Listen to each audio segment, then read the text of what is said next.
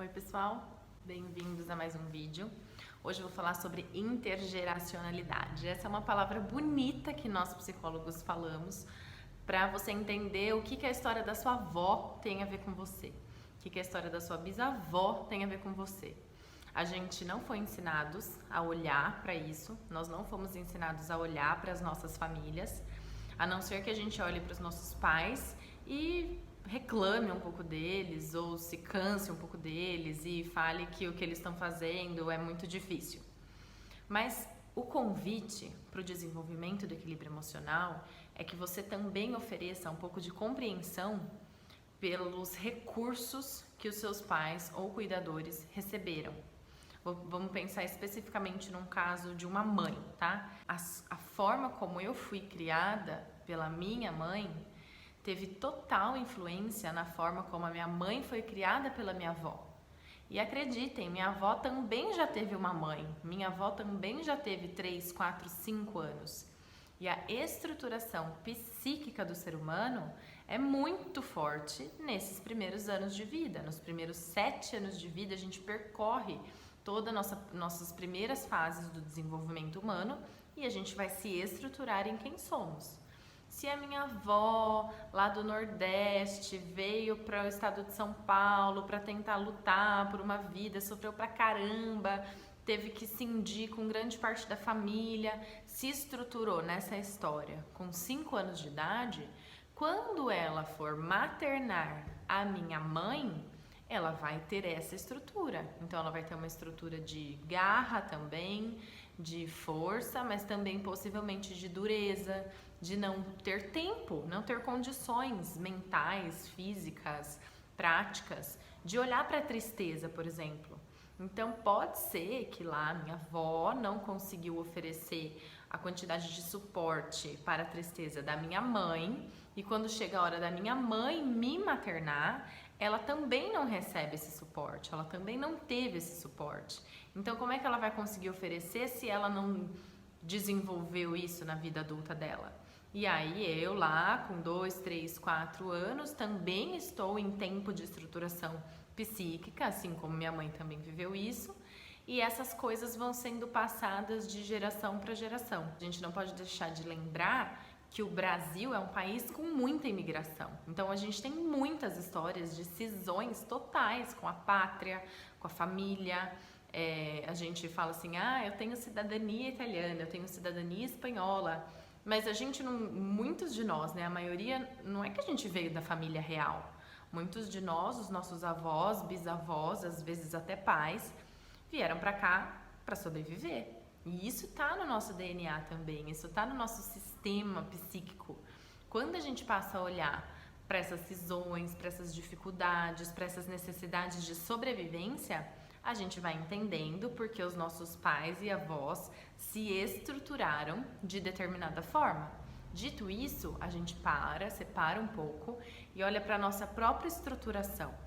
Como é que foram as minhas bases? O que eu fui ensinado a aprender? Como eu fui ensinado a aprender a lidar com as minhas emoções, com a confiança em relação às outras pessoas, com o que é sucesso, o que é fracasso, do que eu devo ter medo, do que eu não devo ter medo, como eu devo lidar com o medo.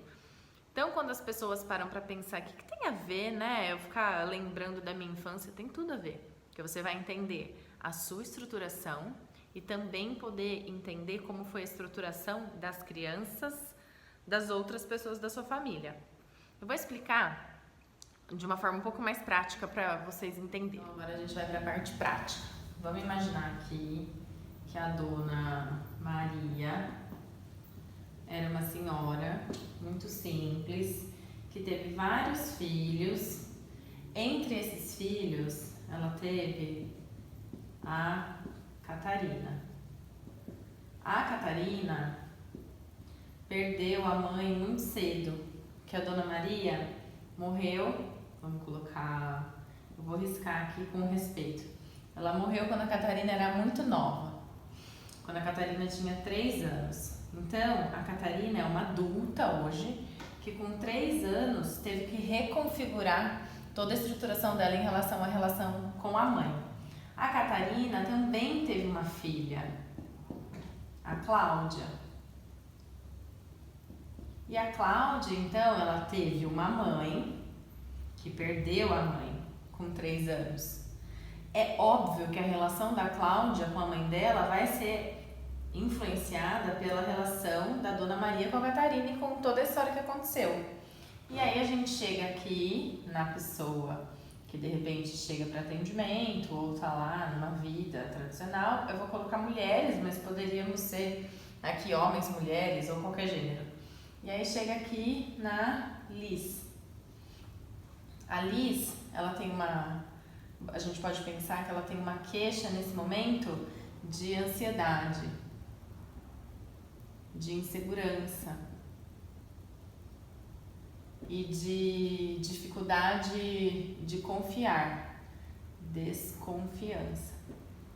E entre muitos e muitos aspectos que podem influenciar isso aqui, a gente começa a olhar para como foi a relação com a própria mãe. E é claro que a Cláudia só conseguiu oferecer para Liz o que ela recebeu, que tem interferência no que ela recebeu, do que a Dona Maria. Então a Liz, depois de 4 gerações, tem uma ligação com a Dona Maria. E é super importante que ela se conecte com essa avó, com essa bisavó que faleceu, com a avó que perdeu a mãe com 3 anos. Uma das características que a Catarina pode ter desenvolvido é dureza. Uma dureza que escondia uma possível insegurança. E aí isso foi passado para a Cláudia. E como é que a Cláudia vai passar isso para a Liz? Isso aqui que a gente chama de intergeracionalidade. As coisas não são super causais, né? Isso é igual a isso, aquilo é igual a aquilo. Esse é um exemplo de intergeracionalidade que a gente pode olhar. É muito difícil gravar até um vídeo de psicologia 5 minutos, entenda por que você tem medo. Porque não é em 5 minutos que você vai entender por que você tem medo, né? Isso é um processo. E é um processo que dói. Então, quando a gente começa a entender as coisas difíceis pra gente, começa a doer, naturalmente pode ser que a gente se feche, que a gente, não quero lidar com isso é muito difícil, deixa eu ir lá e tomar uma taça de vinho para eu relaxar.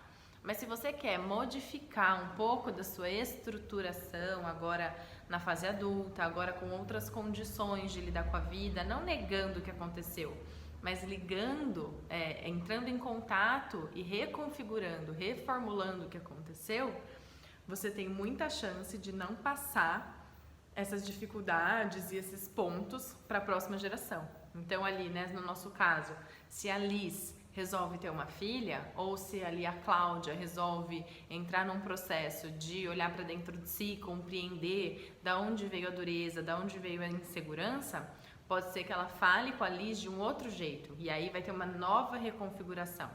Não existe como a gente não passar pequenas neuroses, pequenos problemas, vamos falar de um jeito coloquial. Não tem como não passar nada para a próxima geração, porque nós somos humanos e nós vamos errar. Mas é muito válido que na nossa vez, na nossa geração, a gente se estruture melhor na vida para lidar melhor com o sofrimento, lidar melhor com a dor e consigamos melhorar um pouco para gerações que vão vir depois da gente. Sejam essas pessoas seus filhos, seus sobrinhos, pessoas às quais você se relaciona. É totalmente possível que a gente reconfigure padrões que são passados de geração para geração. Se esse vídeo fez sentido para você, compartilhe com quem pode se beneficiar, deixe seu comentário aqui, a sua dúvida, e nós seguimos juntos nesse processo intenso de tentar entender o nosso universo emocional. Até a próxima!